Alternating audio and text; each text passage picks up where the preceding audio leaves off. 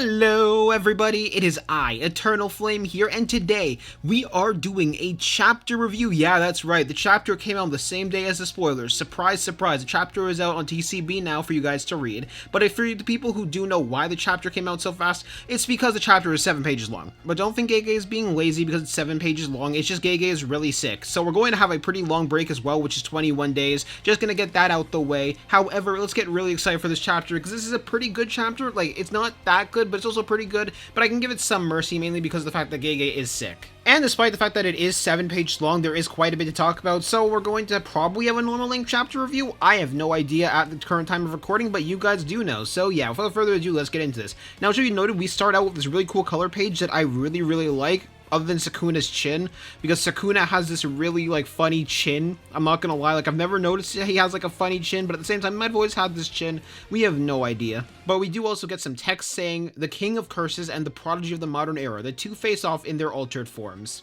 And of course, most of all, the most important thing about this chapter, even though Gege is sick, Gege manages to never miss with his chapter title names, as this is chapter 262, The Decisive Battle in the Uninhabited Demon-Infested Shinjuku Part 34. It always hits good. It always just hits good. It's the good spot. Gege is just a pro and king at naming titles, and that is something we can all always praise Gege for. As the chapter starts out immediately where we were left off, with both Sukuna and Yuta Akotsu in Gojo's body casting their domain expansion, where Akotsu and Sukuna shrunk the barrier. With Yuta Akotsu doing the same exact thing that Gojo had done during their battle, where he heavily shrunk his domain down in order to make it so it could be as durable as possible to handle being around Sukuna's domain for as long as possible in this fight. And there is also something else that's extremely notable about this as well, which is the fact that both Yuji and Todo are kept outside of the domain, which both in my opinion does and doesn't make sense. I do think it's a good thing they kept Yuji and Todo outside of the domain, mainly because of the fact that, as we know, Gojo has a very bad issue of not being able to fight with other people around him, on top of the fact that Sukuna's domain would also still target them as well as target Yuta, rather than just targeting Yuta in the domain clash, which would be incredibly bad if things went wrong, so it does make a lot of sense. At the same time though, the main reason why I don't think this is a good idea is mainly because of something else that is an issue, which is this could act potentially as a way for Sukuna to regain some breathing room, mainly because he no longer has something that's going to be nerfing him with every single punch, which is going to probably end up being bad. I'm not too sure. However, this could end up backfiring for them heavily, or this could end up being the thing that is needed for Yuta to fight all out. We have no idea yet, and we'll have to wait and see for the future to see what happens in the battle against Sukuna. However, it's then right after we get some narrator yapping. As the narrator says, the countermeasure Gojo Satoru worked out against Sukuna's domain was a shrunken barrier. For approximately 3 minutes, it is possible to withstand the effects of Malevolent Shrine beating down on the barrier from outside the domain. Ryomen Sukuna, on the other hand, was able to rid himself of the previously imposed 99-second time limit by restricting Malevolent Shrine's effective range to only the outline of Akotsu's domain. Did I just call Malevolent Malevolon? I have been playing too much Helldivers. Anyways, back to the actual chapter itself to explain this.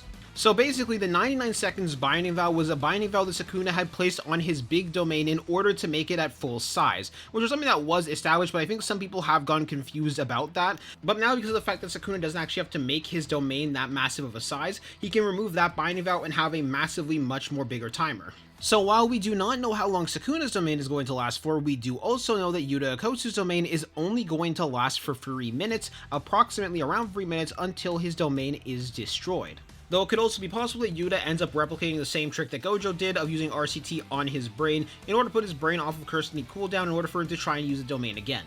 However, I'm not too sure if Yuta Akotsu is capable of doing that. However, I do also want to say this and acknowledge this. Yuta Akotsu's domain refinement skill is likely close to Gojo's level, or at least close enough to be able to replicate a similar feat that Gojo had performed in terms of turning his domain to that small of a size, which is absolutely insane for Yuta to have when y'all remember how potent Gojo's domain skill actually is. Now, I'm a bit hesitant to say that he's on par with Gojo yet, but I will say that he is close or relative to the level of domain skill of Gojo.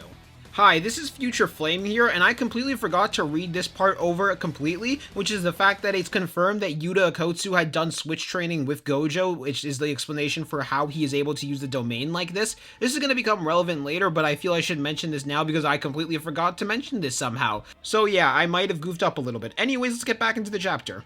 As it's then we get Yuta Akotsu and Sukuna both thinking. where Yuta Okkotsu reveals within his mind what his goal is, which his goal is to make sure Sukuna is no longer able to use Malevolent Shrine into these 3 minutes and damage Sukuna's brain to such a point where he can't use it anymore. With Sukuna revealing that he doesn't need the 3 minutes at all, and Sukuna is basically just going to play a stalling game where he just needs to outstall Yuta's domain, and then he will be able to expand his domain and take everybody out because of the fact that Yuta will no longer be able to domain clash with him. And all that Sukuna needs to do is survive and stall for a total of 3 minutes. On a side note though, I have no idea why Todo and Yuji are still near the domain. Granted, we don't really know if they're still near the domain or not, considering the last time we saw them is them staring at the domain as it forms, so it could be very possible that they just decided to move out of the domain's effective range, which would make a lot more sense, but at the same time, I'm hoping that they did that, but I don't know. Granted, they could also be preparing for a massive jumping of Sukuna as well, which is what I also am hoping they're doing. Like, I'm 50-50 right now. Both, there's a part of me that's hoping they're going to hop into the domain and jump Sukuna, or wait till the domain is out and Sukuna is no longer able to use Malevolent Shrine, but at the same time, there's a part of me that's hoping they're completely away from the domain range, mainly because they know if Sukuna wins the domain clash between himself and Yuta, then he is just going to immediately activate the domain and try and take them all out. As then we see Yuta try and cast blue with both of his hands. However, Sukuna basically appears in his face, which in my opinion, I think this is Sukuna using the speed pull from blue in order to make this speed and basically catch Yuta off guard with this. And Sukuna, in a moment of showing his hand-to-hand skill and why his hand-to-hand skill is much better than Yuta Okkotsu's, uses his literal nubs to guide his hand away before landing 2 punches on Gojo's face while using domain amplification at the same time. However, it's then because something else that is revealed to us about Kenjaku's technique and how it functions, which is the fact that Yuta Okkotsu does not have the memories of Gojo, which is something that I and everybody else believes that Yuta Okkotsu would have access to all of Gojo's memories.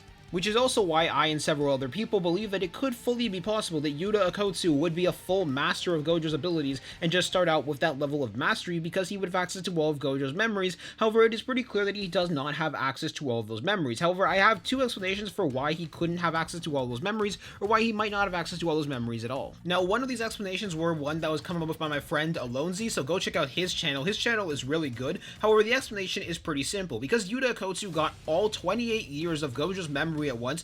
Wow, not even 28, 29, because Gojo's birthday is past by this point, so Gojo was a 29-year-old man. Anyways, he got all of those memories at once, and he can't really have the time to actively look through them all at once. It's like, imagine trying to look through 29 years of info in a total of like a minute. And here is my explanation for it, which is the fact that Yuta Okkotsu just doesn't start out with the memories, but he actively has to look through them. It's kind of like a USB port, where when you plug in a USB, you have all of the data there, but unless you click on the USB, you can't really look through the data. So all the memories and data is actually there, it's just Yuta Okkotsu has to actively look through them. Basically, either way, Yuta Okkotsu doesn't really have the time to actively look through them, especially considering he doesn't have the mastery of Kenjaku's cursing that Kenjaku has, considering he literally just got it. In comparison to Kenjaku has like 1,000 years of experience, so Kenjaku's much more likely better at actually sifting through information in comparison to Yuta Okkotsu. All of this, to get back to the chapter, is basically to explain why Yuta Okkotsu was caught off guard by the fact that Sukuna can use domain amplification, as well as the reveal that no one knew what happened inside of the domain clashes when they were barriered because the birds could never go inside of them.